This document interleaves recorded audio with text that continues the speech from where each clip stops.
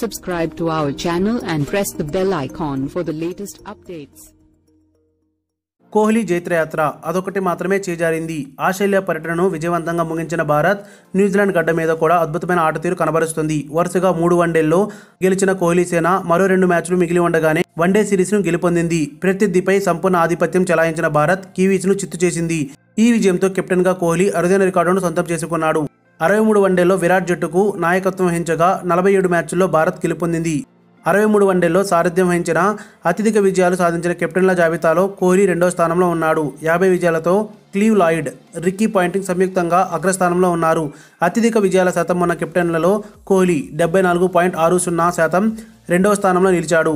Cleave Lloyd 76.19 విజయాల శాతంతో number 1గా ఉన్నారు.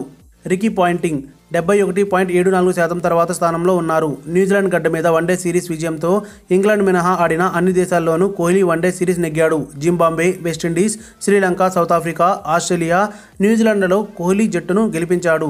కోహ్లీ సారథ్యంలోని భారత జట్టు గత ఏడాది చివరిలో ఇంగ్లాండ్ పర్యటించింది. కానీ 3 వన్డేల సిరీస్ను 2-1తో ఓడింది. పాకిస్తాన్తో భారత్ ద్వైపాక్షిక సిరీస్లకు దూరంగా ఉంటుంది.